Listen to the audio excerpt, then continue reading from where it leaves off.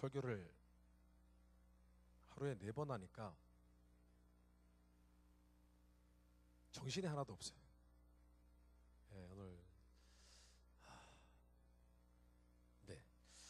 오늘은 시험, 테스트라는 그런 제목으로 하나님 말씀을 증거하도록 하겠습니다. 여러분, 시험이 굉장히 스트레스 받는 일이죠.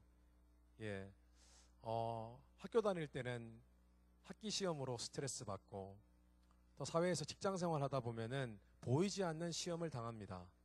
어떤 시험이냐 하면은 우리가 일한 실적에 대해서 우리 직장 상사들은 우리의 실적을, 우리의 직장 생활을 평가합니다. 그런데 이렇게 시험을 당하는 것, 평가를 당하는 것, 테스트를 당하는 것이 굉장히 못마땅한 일이지만은 우리의 삶 자체가 시험의 연속인 것 같아요. 그런데 우리가 이렇게 시험을 당하고만 있다고 생각하지만 사실은 또한 우리는 끊임없이 다른 사람을 시험하고 있어요. 여기서 시험이라는 것은 기분 나쁘게 한다, 그런 의미가 아니라 테스트한다는 거예요. 다른 사람을 우리는 계속해서 평가하곤 합니다. 끊임없이 그 사람의 마음을 이렇게 달아봅니다. 재봅니다. 예를 들어서 우리가 인간관계를 할 때에 우리는 은연중에 그 사람의 신뢰하는 것, 그 사람이 나를 얼마나 신뢰하나, 아니면 그 사람이 나를 얼마나 관심 있어 하나, 그런 부분을 늘 확인하려고 합니다. 우리가 뭔가 구체적으로 어떤 나에 대해서 어떻게 생각하십니까? 그런 문항을 만들어서 질문을 던지는 것이 아니라 우리는 은연중에 계속해서 인간관계 속에서 서로가 서로를 시험합니다. 다른 사람에게 내 마음을 들키는 것, 썩 내키는 일은 아니지만은 참 아이러니하게도 또 그렇게 서로 시험하면서 지내고 서로 평가하면서 지내기 때문에 또 우리의 인간관계는 굉장히 만족스럽기도 하고 기쁠 때도 있습니다. 예를 들어서 이 사람이 이런 상황 속에서 정말 나를 존중하나, 정말 나에게 관심이 있고 나를 케어하나, 그런 것들을 우리는 생각하게 됩니다. 그런데 진짜 그 사람이 내가 그 순간적으로 예상했던 그대로 그 사람이 나에게 대하면 우리는 굉장히 흡족합니다. 이 사람이 정말 나를 좋아하는구나, 나를 존중하는구나, 나를 신뢰하는구나, 그런 마음이 있어서 굉장히 마음이 기쁩니다. 그래서 우리가 이런 다른 사람을 시험하는 것, 평가하는 것, 이런 것들을 통해서 우리의 관계는 오히려 긴장감을 갖게 되고 점점 발전을 하게 됩니다. 근데 여러분, 하나님과 우리 사이도 마찬가지예요. 우리가 하나님을 시험할 수는 없습니다. 그런데 하나님은요, 우리를 시험하세요. 여러분, 한번 생각해 보셨어요? 하나님이 우리를 시험하고 계신다는 사실. 하나님이 우리를 시험한다는 것은 하나님이 우리를 유혹하셔서 우리로 하여금 죄를 짓게 하거나 우리로 하여금 실족하게 하거나 그런 시험을 이야기하는 것이 아닙니다. 야고보서 말씀해 보니까 사람이 시험을 받는 것은 하나님께 시험을 받는 것이 아니라고 했어요.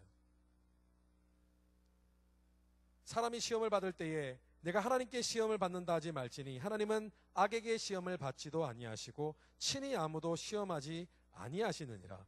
오직 각 사람이 시험을 받는 것은 자기 욕심에 끌려 미혹됨이니. 여기서 시험은 죄를 짓게 하는 유혹, 템테이션이라는 의미입니다.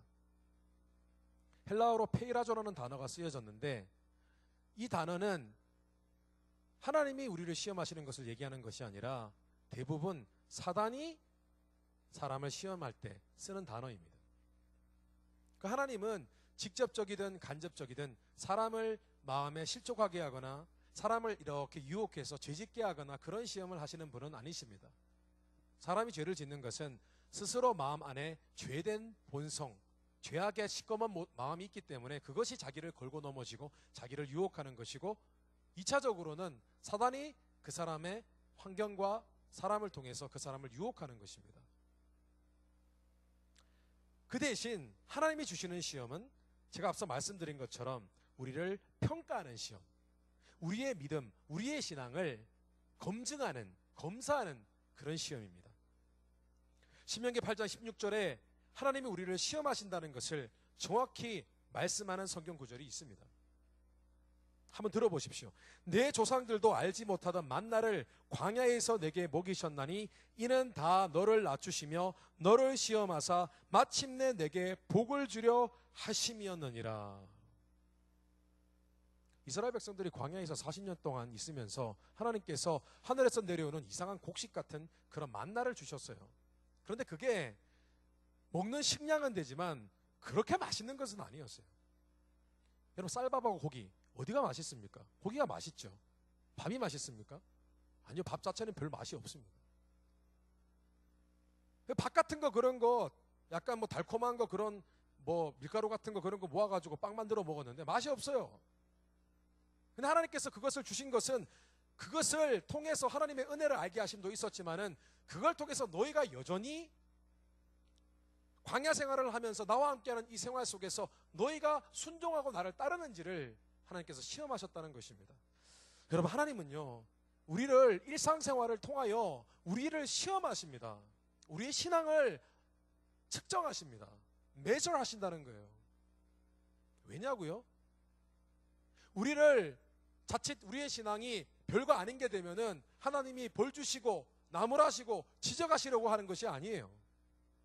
왜냐하면 그 시험 하나하나를 통하여 우리가 하나님 앞에 더 성숙한 그런 신앙생활을 하고 또 그런 신앙생활이 보여질 때에 하나님께서 그 신앙을 보시고 더 큰 축복을 주시기 위함입니다.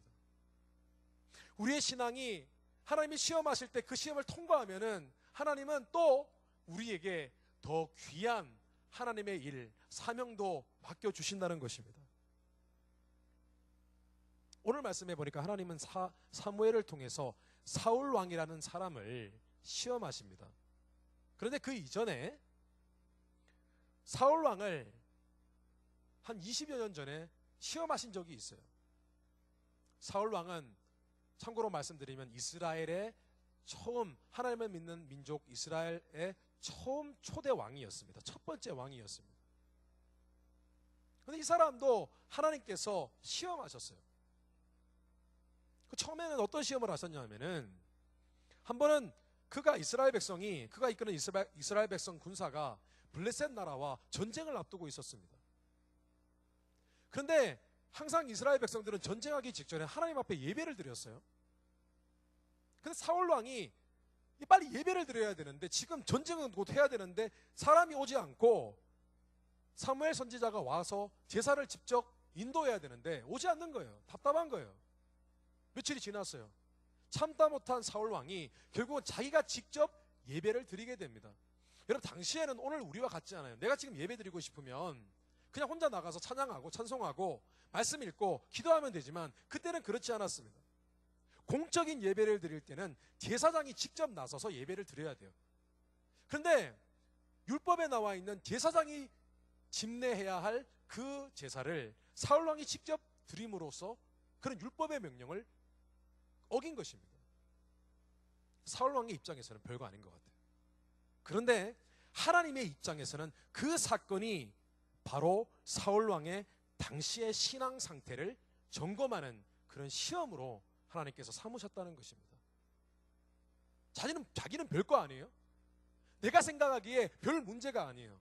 그런데 하나님은 그 순간을 신앙을 점검하는 시험대로 삼으셨다는 것입니다. 무서운 일입니다. 아찔한 일이에요. 그래서 사울이 그 시험을 통과하지 못합니다. 여러분, 하나님은 오늘도요 우리의 중심을 보시는 분이십니다. 믿으시면 아멘 합시다. 시험에 실패합니다. 그런데 그 일로 인해 어떤 일이 벌어지냐 하면 하나님께서 마음에 결단을 하세요. 사울 왕을 더 이상 왕으로 보지 않고 그를 패하겠다고 하나님께서 결정을 하십니다. 그 대신에 다른 왕을 세우겠다고 말씀하셨어요. 자, 그런데 오늘 사울 왕에게 하나님이 두 번째 기회를 주십니다. 두 번째 기회예요. 하나님은 사울 왕을 버리고 싶지 않으셨어요. 여러분, 하나님이요 우리에게 뭐 기회를 한 번 주고 그 기회 놓치면은 하나님 시험을 통과하지 못하면은 버려지고 아무 축복도 주시지 않고 그런 분 아니세요. 우리의 신앙을 계속 달아보세요. 계속 점검하세요. 그런데 이 두 번째 시험, 그 시험을 주셨는데 이 시험은 옛날의 시험과는 좀 달랐어요.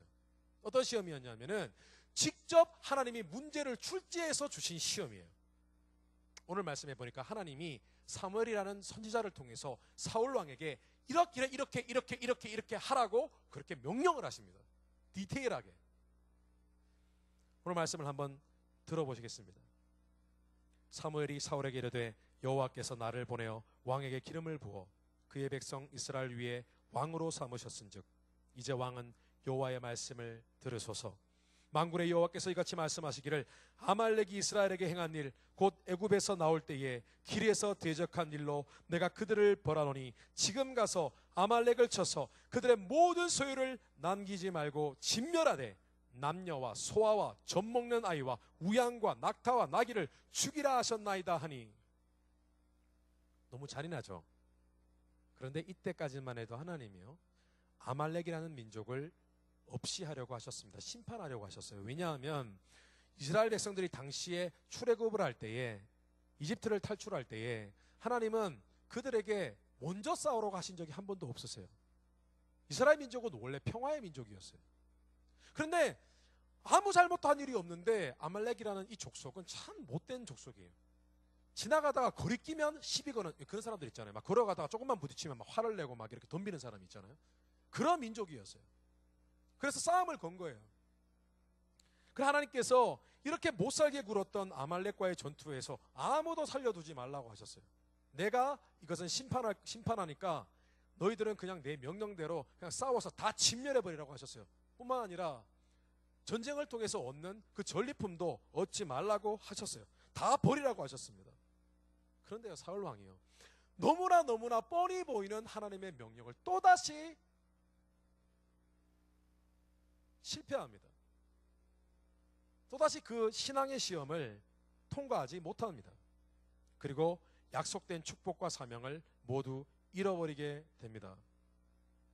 YD 청년 여러분, 하나님요, 정말 하나님은 우리의 신앙을 시험하고 계십니다.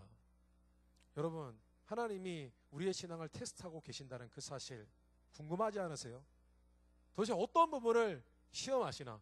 어떤 부분을 우리의 신앙을 테스트하시나? 여러분, 오늘은 이 두 가지를 잠시 나누고 묵상하는 시간 갖도록 하겠습니다.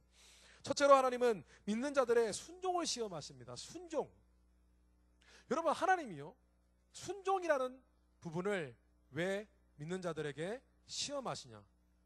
그들의 신앙을 테스트하시냐? 그 이유는 순종이야말로 하나님을 믿는 그 사람의 그 믿음을 참되게 하는 핵심적인 가치이기 때문입니다. 여러분, 하나님은요, 우리가 알고 있는 믿음의 조상 아브라함이 있습니다. 그 아브라함을 계속적으로 그의 믿음을 시험하십니다. 평가하십니다. 그런데 어떤 부분을 평가하시냐면은 그가 순종하느냐, 순종하지 않느냐, 이것만 계속 시험하십니다. 처음 하나님이 그를 부르실 때에 하나님은 그가 오랫동안 살고 있던 자기 고향을 아무것도 남겨두지 말고 미련 없이 그 자리에서 떠나라고 하셨습니다. 여기는 쉬운 일입니까? 한국에서 미국으로 올 때에 여러분, 쉬운 일이 아니거든요. 유학을 와도 미국으로 오는 것은요, 마음에 조금 이렇게 이거 미국에 가서 내가 뭐하나, 진짜 공부할 수 있을까 라고 생각할 수 있는 그런 쉬운 일이 아닙니다. 어려운 일입니다. 근데 하나님은 아브라함에게 네 본토 친척 아비 집을 떠나라고 하셨어요. 그것도 아주 먼 곳으로, 걸어서 몇 달이 걸리는 곳으로 떠나라고 하셨습니다. 또 한 번은 자신의 아들, 하나밖에 없는 아들 이삭을 자기에게 바치라고 하셨습니다. 물론 하나님이 나중에 그것을 그렇게 하지 않도록 하십니다. 하나님은 사람을 제사로 받지 않으십니다. 그냥 그의 믿음을 시험하신 것입니다. 근데 참 감사한 것은 아브라함은 그때마다 순종했어요. 그때마다 하나님 뜻에 순종했어요. 그랬더니 하나님께서는 그의 순종을 보시고 그의 믿음이 진짜 믿음인 것을 인정해 주셨습니다. 여러분, 많은 크리스찬들이요, 예수님을 그냥 알고 믿으면 거기에 몇 가지 신앙적인 경험 몇 가지 있으면요, 그게 믿음인 줄 압니다. 아니요, 그렇지 않습니다. 그런 믿음은 귀신도 갖고 있다고 성경은 증거하고 있습니다. 그런 믿음은 귀신도 다 아는 믿음, 다 갖고 있는 믿음이라고 증거합니다.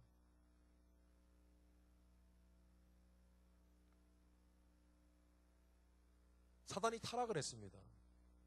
왜 타락했냐면은 하나님을 믿는 것을 포기했기 때문에 타락한 것이 아니라 하나님의 절대 주권에 순종하는 그 천국의 삶을 그가 살지 않기로 한 것입니다. 더 이상 나는 하나님께 순종하기 싫다고 선언했기 때문에 그들이 천국에서 쫓겨난 것입니다. 그들의 믿음 가운데 순종이라는 가치가 사라지자 그들의 믿음이 더 이상 믿음이 아니게 된 것입니다. 여러분, 신앙생활 가운데 순종이라는 요소가 빠지고 그냥 내가 무작정으로 하나님을 믿게 되어지면 여러분 그 믿음에 문제가 생긴 것입니다. 여러분, 하나님은요 순종 시험을 통하여 믿는 자들의 믿음이 진실한지 확인하기를 원하십니다. 그리고 그들의 순종을 통하여 하나님이 무슨 일을, 하나님의 선한 일을 하기 원하십니다. 왜 하나님께서 그렇게 순종을 우리에게 요구하시는 것일까요? 그 이유는 다른 것이 아닙니다. 정말 순종하는 사람이 하나님의 놀라운 축복을 받을 때에 그 사람은 변질되지 않습니다. 그 사람은 그 순종했을 때에 받았던 그 축복을 통해서 다음 불순종을 하는 도구로 그 축복을 삼지 않을 것이기 때문입니다.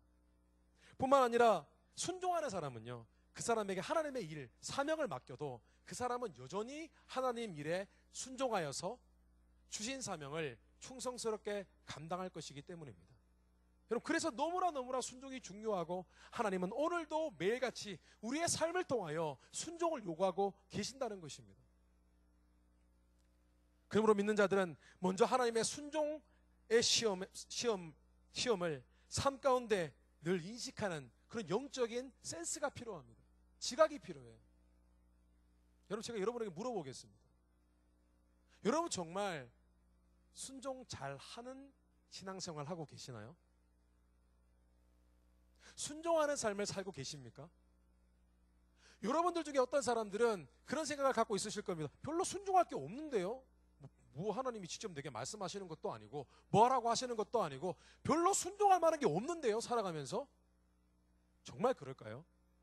만약에 그런 생각을 갖고 계신다면 여러분들은 둘 중에 하나입니다. 하나는 여러분이 정말 순종을 제대로 하고 있거나, 아니면 여러분은 하나님이 사람과 환경을 통해서 하나님이 뭔가를 요구하실 때에 그것을 그냥 외면하거나 고민조차 하지 않고 인생을 막무가내로 마음대로 살아가기 때문입니다. 여러분, 사울왕은요, 고민할 것도 없이 너무나 선명한 하나님의 순종의 요구, 순종의 시험을 받았습니다. 하나님 분명히 말씀하셨어요. 이렇게 하라라고 하셨어요. 그런데 조금도 그 명령을 인식하지 못합니다. 갈등하지도 않습니다. 외면하기만 했어요. 그리고 나중에 하나님이 원하시는 것과 반대로 살아놓고 자신의 불순종한 부분을 나는 끝까지 순종했다고 우기며 나아갔습니다. 이때 사무엘이 유명한 말을 남깁니다. 순종이 제사보다 낫다. 야, 네가 순종하지 않고 전리품을 남겨서 제사 지내려고 했지? 아니, 하나님은 그런 제사 안 받으셔. 하나님은 우리 중심에 있는 순종을 제사로 받으셔 라고 했던 것입니다. 근데 하나님은요, 사울이 하나님의 명령에 불순종한 것에 대해서 더 날카롭게 지적하셨습니다. 네가 불순종한 것은 곧 고역하는 것이다 라고 하셨어요. 고역하는 것이다.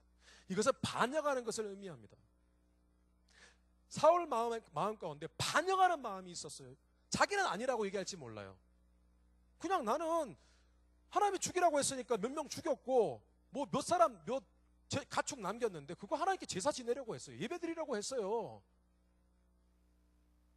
그래서 하나님은 그런 마음이 하나님께 반역하는 마음이라고 하셨습니다.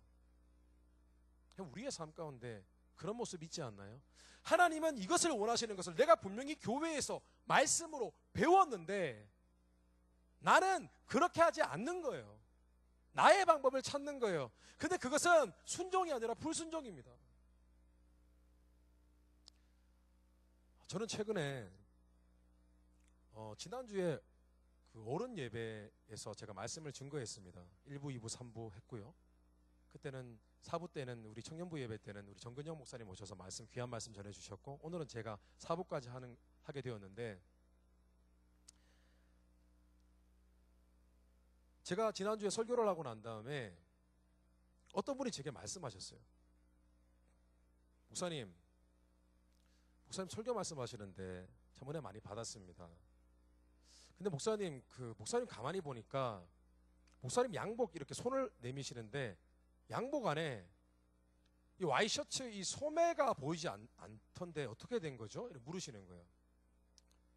여러분 아마도 한 번도 제가 설교할 때 와이셔츠가 보인 적이 없었을 거예요. 봤다면 여러분 눈이 이상한 겁니다. 지금은 보이죠. 지금은 제가 긴팔을 입었으니까. 저는 주로 반팔을 입습니다. 왜냐하면 제가 땀이 많이 나요. 그래서 반팔을 입어요.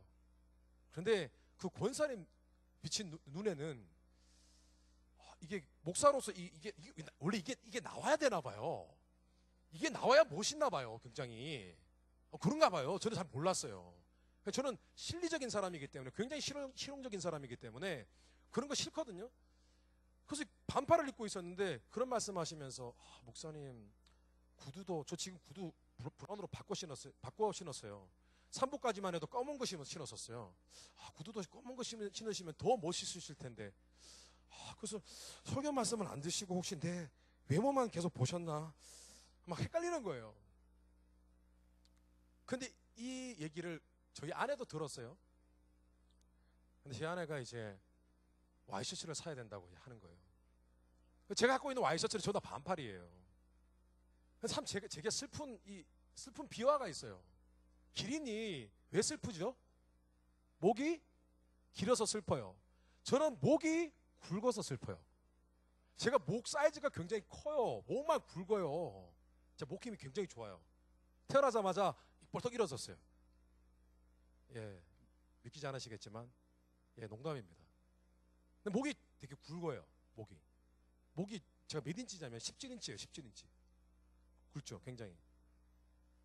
그래서 미국의 옷을 입으면 17인치에 맞추면은 가슴이나 배의 통이 너무 커요.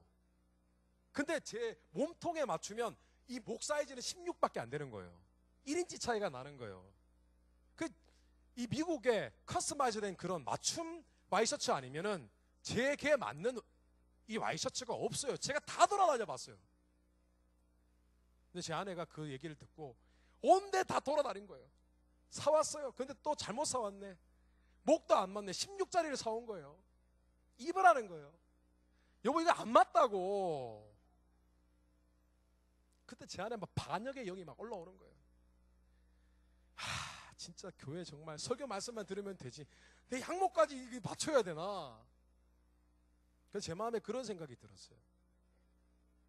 여러분, 사람은요, 반항하는 마음은요, 복 받을 수 없어요. 반항하는 마음은요, 하나님이 축복하실 수 없어요. 언제나 순종하고 부드러운 마음을 갖고 있는 사람을 하나님이 축복하세요. 여러분, 이건 진리예요. 성경적인 진리예요. 부모님께 순종하는 자가 복 받듯이 그렇게 되게 되어 있어요. 그것이 하나님이 이 세상을 만들어 놓으신, 영적으로 지어 창조하신 법칙이에요. 반역의 영이 막 올라오는데 설교 말씀, 순종 말씀 막 준비하고 있고, 그래 나 순종해야지 그러고 억지로 입고, 여보 스팀 다리미로 이 위에 있는 이 컬러를 누리면 해프 인치가 는데 막 둘이 잡아 당기고, 그 결국 포기하고 예전에 있던 낡은 이 긴팔 양복 이 와이셔츠 다시 꺼내가지고 줄어드는 거 또 다시 늘리고 입었어요. 지금 맞아요. 사실은 제가 반팔 와이셔츠를 가져왔어요.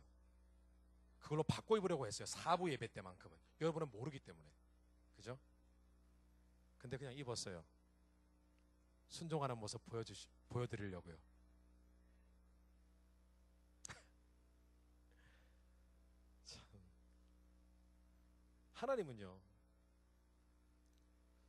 하나님 앞에 뭔가 이건 싫어, 이거 꼭 이렇게 해야 돼? 라고 하는 그 마음을 굉장히 날카롭게 정의하셨어요. 너희들에게 안에 있는 그 작은 반역하는 마음, 작게 내가 원하는 것과 살짝 비켜서 다른 방향으로 하려고 하는 그 마음, 그 반항하는 마음, 그것은 마치 무당이 점을 치는 것과 똑같다고 하셨어요. 여러분 충격적이지 않아요? 충격적이지 않아요? 왜 순종하지 않는 것, 순종하는 것처럼 하면서 슬쩍이 비켜가는 그 마음, 하나님이 기뻐하시는 것 분명히 이런 건 줄 아는데 다르게 하는 그 반항하는 마음, 왜 그것이 점 치는 것과 똑같느냐? 여러분, 우리가 점을 칠 때, 우리는 점 안 치죠? 그죠? 점 치십니까? 회개하시기를 주님의 이름으로 축원합니다. 무당이 점을 치는 거, 점을 칠 때 보통 어떠냐면 점괘가 어떻게 나올지 몰라요. 그렇죠?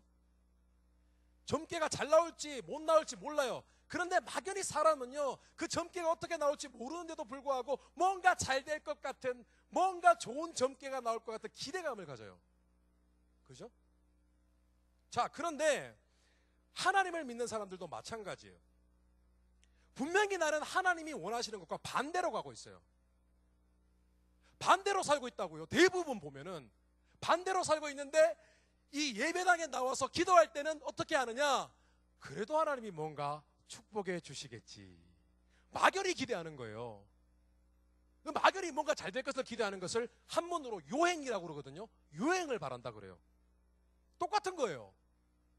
하나님께 전혀 순종하지 않는 삶을 살고 있고, 그냥 내가 멋대로 신앙생활 하는데 복 받을 것을 기대한다니까요. 기도하면 되겠지. 기도도 오래 하지도 않아요. 또 3분, 2분, 1분 기도할 줄도 모르면서 하나님이 무엇을 원하시는지를 깊이 있게 묵상하고 순종하려고 노력하지도 않으면서 그냥 막연히 하나님 복 주시겠지 믿으면. 이 무당이 점치는 거하고 똑같다는 거예요. 여러분, 순종의 고민과 결단이 없는 신앙생활은 아무 근거 없이 그저 막연히 하나님의 축복을 바라는 유행과도 같습니다. 그런 신앙생활 생명이 없어요. 능력이 없어요. 여러분이 백날 예배를 드리고 백날 기도를 해도 아무 능력이 없어요. 하나님 축복하실 수 없어요. 하나님은 매 순간 믿는 자들에게 순종을 요구하고 계십니다. 그리고 그 순종을 통하여 축복해 주시기를 원하십니다. 네가 겸손하라, 네가 예배드리라, 네가 헌신하라, 네가 자신보다 남을 낮게 여기라, 소득의 11조를 드리라, 인내하라, 겸손하라, 사랑하라, 친절하라, 전도하라, 기도하라. 하나님은 오늘도 하나님의 사람을 통하여, 환경을 통하여, 하나님의 말씀을 통하여, 성령의 감동을 통하여 우리에게 순종의 시험을 주고 계시는 것입니다. 혹시 여러분 가운데 신앙생활 하는데 참 그냥 왔다 갔다 별 재미도 없고 건조하고 메마른 그런 신앙생활 한다고 느끼십니까? 그 이유가 뭔 줄 아세요? 다른 게 아니에요. 여러분 삶 가운데 사랑과 환경과 말씀을 통하여 하나님이 내게 말씀하시는 어떤 순종의 요구를 여러분이 지금까지 계속해서 외면했기 때문입니다. 여러분, 신앙생활, 하나님이 오늘 무엇을 내게 맡기시고 순종하는 것인가, 그것을 고민하기 시작하고 그것을 캐치하기 시작하면 신앙생활은 여러분 재밌습니다. 긴장감이 넘칩니다. 스릴이 넘쳐요. 여러분의 삶 가운데 하나님이 지금 오늘 내게 무엇을 원하시는가, 그 감동이 있을 때에 그것을 고민하고 하다 보면은 삶이 역동적으로 변하게 됩니다. 신앙생활이 재밌어집니다. 처음에는 갈등이 있어요. 이런 것도 해야 되나? 갈등이 있어요. 그런데 오늘 뭔가 내게 부딪혀오는 하나님의 순종의 요구를 내가 순종했을 때에는 우리 마음 가운데는요, 가슴이 벅차는 담대함이 생겨요. 만족과 기쁨이 있어요. 왜냐? 오늘도 나 하나님 원하시는 대로 했네. 오늘도 하나님의 뜻을 내가 받들었네 라면 마음에 놀라운 흡족함이 있는 거예요. 그런데 그 마음 가운데 담대함이 생기고 그 담대함으로 기도하고 그 담대함으로 살아갈 때 하나님이 축복하시는 거예요.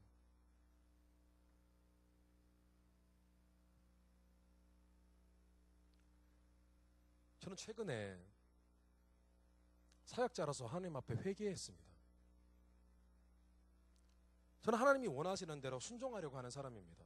그리고 매일같이 하나님이 이렇게 순종하라고 하시는 그런 말씀을 통해서 주시는 그런 순종이 있어요. 순종의 시험들이 있어요. 그런데 최근에 제가 하나님의 그 순종의 요구, 그 순종의 시험을 외면한 그런 모습을 하나님이 깨닫게 해주셨어요. 그게 뭐냐 하면은, 제가 목회자잖아요. 목회자한테는 성령님이 주시는 이상한 감동이 있어요. 어떤 감동이냐 하면은, 아무래도 저 사람을 만나야 될 것 같은 그런 감동이 있을 때가 있어요. 간혹 그럴 때가 있어요. 하나님이 이번 주 안에 저 사람을 만났으면 하는 그런 마음을 주실 때가 있어요. 저도 바빠요. 그런데 그 사람을 꼭 만나야 될 것 같아요. 근데 제가 상황상 그 만남을 미루어야 할 때가 있어요. 그런 일이 최근에 몇 번 있었어요. 그리고 그런 일들이 기억났어요. 그런데 그 만남을 하나님이 가지라는 이유는 뭐냐 하면은, 그 사람에게 하나님이 원하시는 이야기를 해주라는 거거든요. 근데 제가 그걸 계속 미뤘어요. 예전에 그런 적이 있어요. 굉장히 크게 미룬 적이 있어요. 끝까지 그 사람한테 전화해서 만나라고 하셨는데 그러지 못했어요. 바빠서, 멀리 떨어져 있어서. 그런데 제가 그에게 해줘야 할 말을 해주지 못해서 뭔가 그 형제에게, 그 친구에게 있어야 할 축복이 가지 않은 것은 아닌지 하나님께서 회개하셨어요. 회개하도록 하셨어요. 내가 너에게 그런 감동을 주고 그 사람에게 복 주려고 너를 만나게 하려고 너에게 감동을 주었는데 네가 순종하지 않았다는 것입니다. 우리 인생을 살아가면서 하나님이요, 순종의 시험 주세요. 그리고 그 시험으로 우리가 받아들이고 살아갈 때 우리 인생은요 너무 재밌어요. 아, 하나님 오늘도 이것을 원하시는구나, 이걸 기뻐하시는구나, 나는 이것을 해야겠구나. 그러다 보면 신앙은 점점 성장하게 되어 가는 것입니다. 여러분, 성경 말씀에 보니까 예수님은요 순종을 배웠다고 성경에 기록되어 있어요. 여러분, 놀랍지 않습니까? 예수님이 무슨 순종을 배워요? 근데 그 말이 맞는 게 뭐냐 하면은, 예수님은 원래 하늘에서 성자 하나님으로 계셨어요. 그분이 사람이 되셔서 이 땅에 오셨는데 그분은 한 번도 순종이라는 것을 해보신 적이 없어요. 그런데 성부 하나님, 이 땅의 사람을 구원하시라는 성부 하나님의 그 뜻을 붙잡고 이 땅에 아주 연약한 사람의 모습으로 오셨어요. 그게 바로 예수님이 하신 순종이었어요. 그리고 이 땅에서 고난을 받으시고 핍박을 받으시는 순종을 하셔야 했고, 마지막에는 결국 십자가에 달려 돌아가시는 그 순종까지 하셔야 했어요. 여러분, 하나님께서요, 예수님께서 순종을 배우신다면, 그리고 그 순종으로 우리에게 모범을 보이셨다면, 여러분, 우리는 얼만큼 순종의 시험을 감당하고 순종의 삶을 살아가야 될까요? 여러분, 삶 전체를 통해서 순종을 배우는 그 교육의 터전으로 여러분의 삶의 전체를 그렇게 만들어 보시기를 주님의 이름으로 축원합니다. 둘째로, 하나님은 믿는 자들의 겸손을 시험하십니다. 겸손을 시험하세요. 겸손.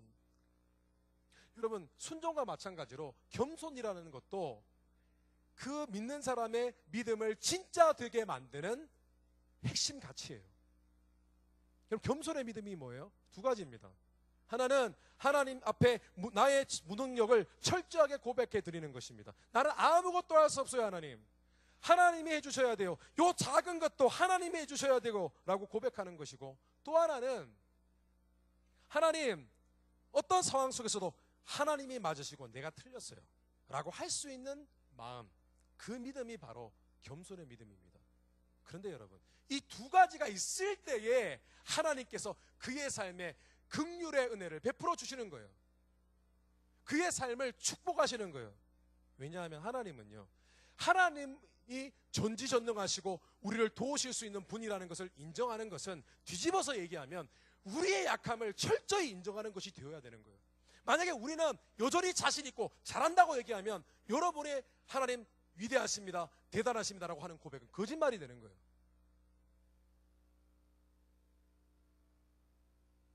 여러분, 오늘 말씀의 사울의 문제는 순종하지 않은 문제가 아니라 그가 하나님 앞에 겸손하지 않고 교만한 부분, 그 부분이 문제가 된 것이에요.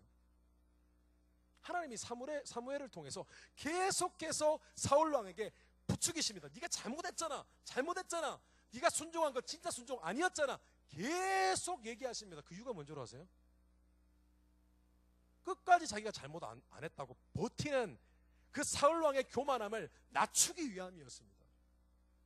그것을 낮춰야 사울이 다시 회복되고 신앙이 회복되고 하나님께 약속된 그 축복을 다시 회복할 수 있었기 때문입니다.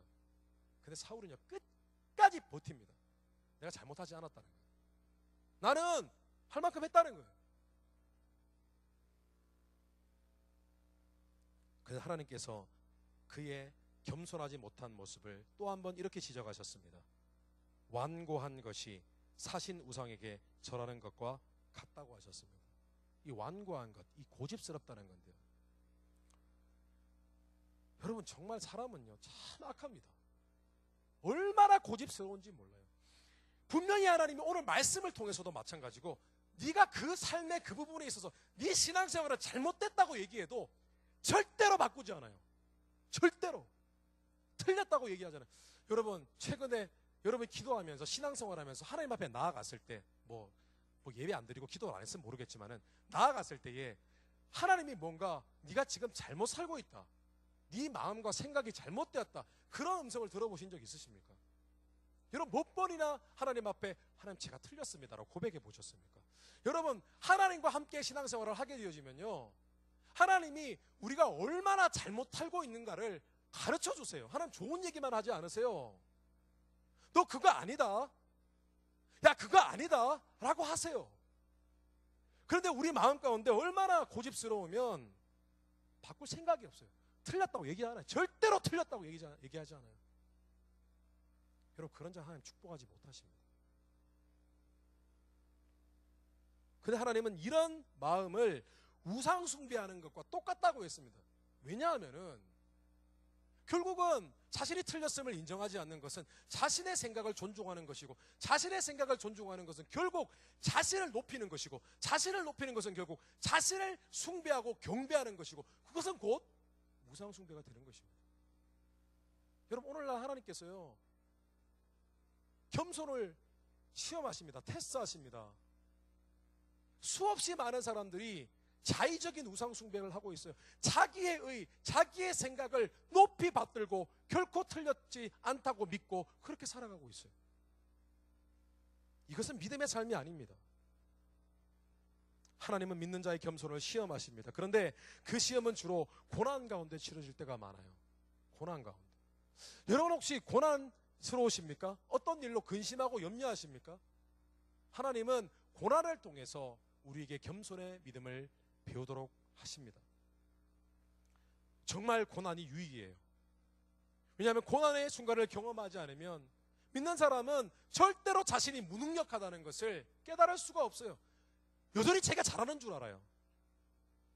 저는요 너무 자신감이 넘치는 청년들을 만나면요 제 마음속으로 그런 마음이 있습니다. 한번 시게 한번 당해봐야지. 미안합니다. 조조한 게 아니라요, 정말 그랬으면 좋겠어요.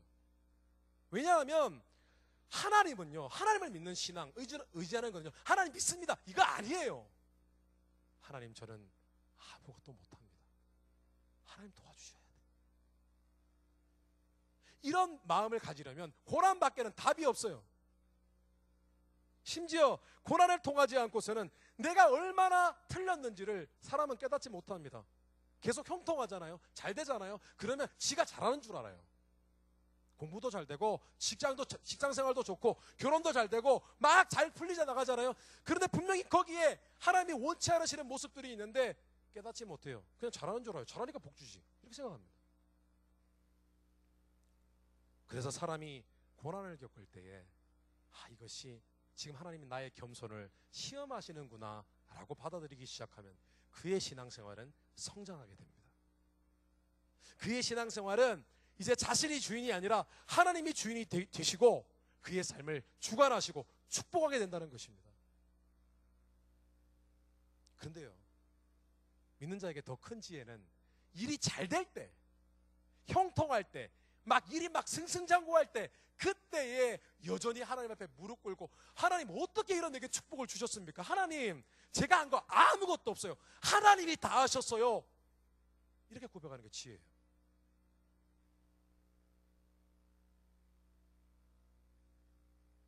여러분, 삶 속에서 모든 순간 가운데 겸손의 마음으로, 겸손의 시험으로 받아들이셔서 겸손의 삶을 살게 되시기를 주님의 이름으로 축원합니다.